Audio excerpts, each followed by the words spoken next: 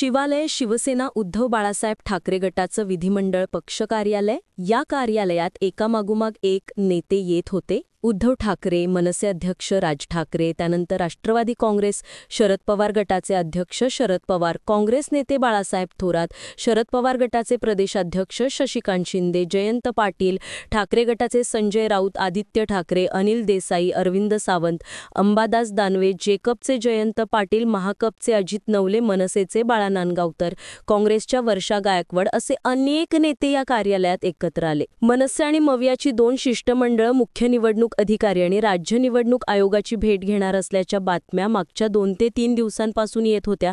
मंगळवारी सकाळी विरोधी पक्षांची ही एकजूट दिसली आणि सगळ्या विरोधी पक्षातले मोठे नेते एकत्र आले. पण मंगळवारी नक्की काय घडलं? ठाकरे बंधू शरद पवार मंत्रालयात नेमके कशासाठी धडकले? निवडणूक अधिकाऱ्यांसोबतच्या बैठकीत काय झालं? जाणून घेऊयात. एका बाजूला मंत्रालयात मंत्रिमंडळाची बैठक सुरू होती, तर दुसऱ्या बाजूला मंत्रालयाच्या 7व्या मजल्यावर असलेल्या हॉलमध्ये मनसे आणि मवियाचं शिष्टमंडळ आणि निवडणूक अधिकाऱ्यांची बैठक झाली. विशेष गोष्ट म्हणजे हे शिष्टमंडळ मुख्य निवडणूक अधिकारी एस चोक्लिंगम यांना भेटण्याआधी मंत्री छगन भुजबळ यांनी चोक्लिंगम यांची भेट घेतली. पण या दोघांच्या भेटीत नेमकी काय चर्चा झाली हे मात्र गुलदस्त्यातच राहिलं. मुळात मविया आणि मनसेचं शिष्टमंडळ स्थानिक स्वराज्य संस्थांच्या निवडणुकांच्या पार्श्वभूमीवर निवडणूक अधिकाऱ्यांची भेट घेणार असल्याचं खासदार संजय राऊत यांनी काही दिवसांपूर्वी जाहीर केलं होतं.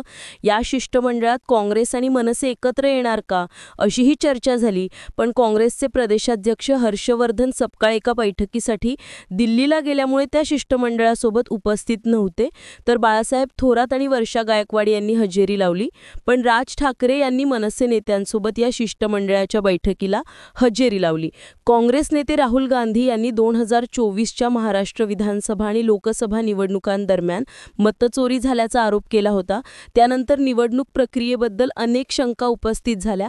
निवडणूक प्रक्रिया आणि यंत्रणेमधले कथित दोष, मतचोरी आणि ईव्हीएममध्ये घोळ होण्याचे आरोप या प्रश्नांसाठी हे शिष्टमंडळ निवडणूक आयोगाशी चर्चा करणार असल्याचं सांगण्यात आलं. त्यानुसार हे नेते मंत्रालयात पोहोचले. त्यातलं एक शिष्टमंडळ मुख्य निवडणूक अधिकारी यांना तर दुसरं शिष्टमंडळ राज्य निवडणूक आयोगाला भेटलं. या भेटीआधी निवडणूक आयोगाच्या CEO यांनी आपल्या दालनात एक बैठक सुद्धा घेतली अशा बातम्या आल्या. पण एस चोक्लिंगम यांनी आमची बैठक झाली नाही, शिष्टमंडळाची बैठक झाल्यानंतर माध्यमांना सविस्तर माहिती देऊ, असं माध्यमांशी बोलताना सांगितलं. दुपारी 12:30च्या सुमारास या शिष्टमंडळातले नेते शिवालय कार्यालयातून बाहेर पडले.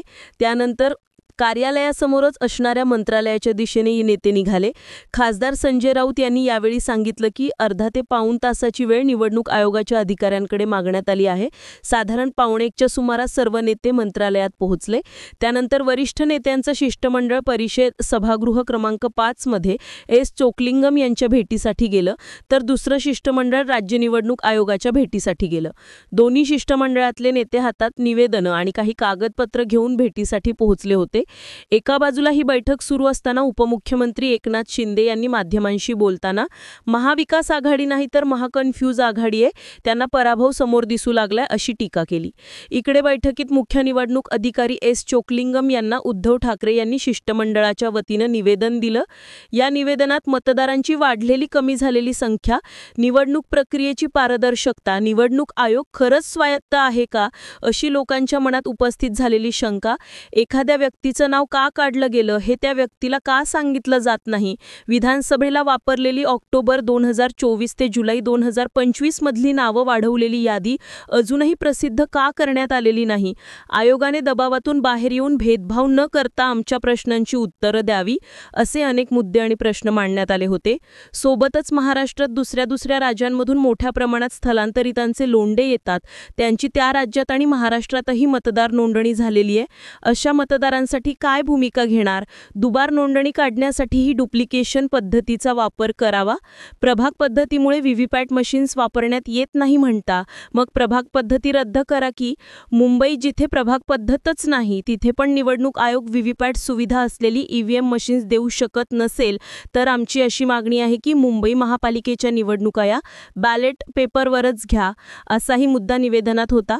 या बैठकीत राज ठाकरेंनी निवडणूक लागलेली नाही तरी मतदारांची मतदारांची नोंदणी बंद का केली? जे मतदार आज 18 वर्ष पूर्ण करतायत त्यांनी मतदान करू नये का? 2-2 ठिकाणी मतदार याद्यांमध्ये नाव कसं काय येतं? वडिलांचं वय मुलाच्या वयापेक्षा कमी कसं मतदार याद्यांमध्ये प्रचंड घोळ झालेला आहे? आणि हा एवढा घोळ असताना तुम्ही निवडणुकांना सामोरे कसे जाता? अशी प्रश्नांची सरबत्ते चोकलिंगम यांच्यावर केली. त्यानंतर आमदार जितेंद्र आव्हाड यांनी, एक आमदार स्वतः सांगतोय की आम्ही बाहेरून मतदान आणले, अजून मोठा काय पुरावा हवा? बोगस मतदार याद्यांबद्दल आम्ही 18 नोव्हेंबरला पत्र दिलं, त्यावर कोणतीही कारवाई झाली नाही. खोट्या मतदार याद्यांवर या आमदारांवर तुम्ही काय कारवाई केली? असा प्रश्न केला. मतदार यादीतून अनेक मतदारांची नावं गाळ झाल्याचा मुद्दा या नेत्यांनी सुरुवातीपासूनच लावून धरला. शरद पवार गटाचे प्रदेशाध्यक्ष शशिकांत शिंदे यांनी निवडणूक आयोग राजकीय पक्षांच्या हरकतींना उत्तरं देत नाही, उत्तर न देता कार्यवाही न करता पुढे कामकाज सुरू राहतं असा आरोप आयोगावर केला. तर जयंत पाटील यांनी, अनेक ठिकाणी घरच अस्तित्वात नाहीत पण त्या घरांमध्ये मतदारांची नोंदणी मात्र आहे, हे कसं काय? याद्या दुरुस्त करून निष्पक्ष पद्धतीने फेरमतदान घ्या. आम्ही केंद्र आणि राज्य निवडणूक आयोगाला पत्र दिलं होतं पण आयोग म्हणतं पत्र मिळालंच नाही. आम्ही काही दिवसात दुबार मतदारांचे पुरावे तुम्हाला देतो. महाराष्ट्रात खोटे मतदार हे लाखांच्या घरात आहेत, त्याचेही पुरावे आम्ही तुम्हाला देऊ.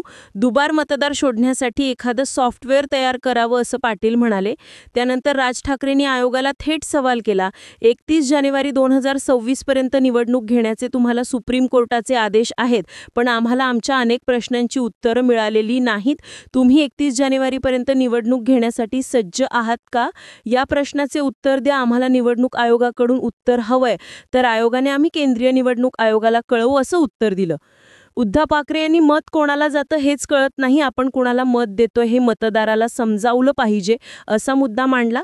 आपल्याकडे पुरेशा व्हीव्हीपॅट मशीन्स नाहीत असं आयोगाकडून सांगण्यात आलं होतं पण उद्धव ठाकरे यांच्याच मुद्द्याला जोडून राज ठाकरेंनी आता देशात कुठेच निवडणुका नाहीत तर सगळे व्हीव्हीपॅट मशीन्स महाराष्ट्रात आणा अशी मागणी केली.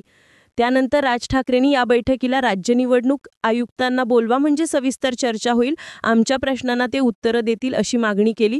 या बैठकीत ठाकरे बंधू आणि इतर नेत्यांनी प्रश्न विचारले असले तरी शरद पवारांनी नेमकी काय भूमिका मांडली, कुठले प्रश्न विचारले याचे तपशील माध्यमांमध्ये आले नाही. साधारणपणे 1.25 तास ही बैठक पार पडल्यानंतर हे नेते बाहेर पडले. आता या सगळ्या प्रश्नांवर निवडणूक आयोगाकडून काय भूमिका घेण्यात आली तर दुबार मतदारांना ते नेमकं कुठे मतदान करणार ते विचारणार. 2 ठिकाणी त्यांच्या नावाची नोंदणी असेल तर ती रद्द करणार, दुबार मतदारांची नावं वगळणार असं आयोगाकडून सांगण्यात आलं. त्यामुळे आता बिहारसारखी SIR मोहीम महाराष्ट्रात राबवली जाणार का हे पाहणं महत्त्वाचं आहे. या प्रश्नांवर आम्ही केंद्रीय निवडणूक आयोगाला कळवणार आहोत असेही आयोगाकडून सांगण्यात आलं. त्यानंतर या शिष्टमंडळाच्या बैठकीत मांडलेल्या मुद्द्यांवर राज्य निवडणूक आयुक्त आणि राज्य निवडणूक अधिकाऱ्यांची उद्या बैठक होणार असल्याची बातमी आली. या बैठकीत काही प्रमुख नेत्यांना सुद्धा बोलवलं जाईल असेही सांगण्यात आलं. दुसऱ्या बाजूला मवियाचं एक शिष्टमंडळ राज्य निवडणूक आयोगाच्या भेटीला गेलं होतं. या बैठकीत काय झालं तर मागच्या विधानसभेच्या निवडणुकीनंतर जुलैमध्ये शेवटची मतदार नोंदणी केली असं सांगितलं. जे काही केलं त्याची माहिती तुम्ही राजकीय पक्षांना दिली का? बिहारमध्ये तुम्ही SIR करता पण महाराष्ट्रात तुम्हाला नाव डिलीट करण्याचा अधिकार नाही असं म्हणता, हे सगळ्यात धक्कादायक आहे. आता आम्ही महापालिकेची यादी घोषित करू मग राजकीय पक्षांना दाखवू. आता ज्या नवीन मशीन येत आहेत त्यांना व्हीव्हीपॅट अटॅच करता येत नाही असंही सांगण्यात आलं. हे भयानक आहे. उद्याची चोरी कशी करायची याची तयारी आत्ताच सुरू केली आहे. आयोगाने दिलेली उत्तरं अराजकतेकडे नेणारी आहेत असं म्हणत अरविंद सावंत यांनी राज्य निवडणूक आयोगासोबतच्या बैठकीत काय घडलं याची माहिती दिली. वरिष्ठ नेत्यांच्या शिष्टमंडळाची बैठक संपल्यानंतर जयंत पाटील यांनी चोकलिंगम यांच्यासोबतच्या बैठकीत काही प्रश्न अनिर्णित आहेत. उद्या राज्याचे निवडणूक आयुक्त दिनेश वाघमारे चोकलिंगम यांच्यासोबत एकत्र बैठक या शिष्टमंडळाची झाल्यानंतर पत्रकार परिषद होईल असं स्पष्ट केलं. मुळात राहुल गांधी यांनी 2024च्या महाराष्ट्र विधानसभा आणि लोकसभा निवडणुकीत बोगस मतदान आणि वोट चोरीचे गंभीर आरोप केले होते. अनेक मतदारसंघात मतदान गैरपद्धतीने वाढवण्यात आलं असा दावा राहुल गांधींनी केला होता. हिंगा, राजुरा, शिर्डी अशा अनेक मतदारसंघात मतचोरी झाल्याचा आरोप राहुल गांधींसोबतच मवियाचे इतर नेत्यांनीही केला होता. मरकडवाडीमध्ये मतदारांनी EVM बद्दल घेतलेली भूमिकाही गाजली होती. एका बाजूला देशपातळीवर राहुल गांधींनी मतचोरीचा मुद्दा लावून धरलाय, दुसऱ्या बाजूला मनसे आणि मवियाच्या शिष्टमंडळानेही मतचोरीचा मुद्दा आक्रमकपणे पुढे आणत आयोगाच्या भूमिकेवर शंका उपस्थित करत निवडणुकांमध्ये गैरप्रकार सुरू आहेत का याबद्दलचं नॅरेटिव्ह तयार करायला सुरुवात केली आहे. आता उद्याच्या बैठकीत निवडणूक आयोग काय भूमिका घेणार हे पाहणं महत्त्वाचं ठरणार आहे. ही बैठक राज ठाकरेंनी विचारलेले आक्रमक प्रश्न आणि आयोगाकडून देण्यात आलेली उत्तरं याबद्दल तुम्हाला काय वाटतं? तुमची मतप्रतिक्रिया कमेंट करून नक्की सांगा आणि माहितीपूर्ण व्हिडिओज पाहण्यासाठी यूट्यूब चॅनलला सबस्क्राईब करायला विसरू नका.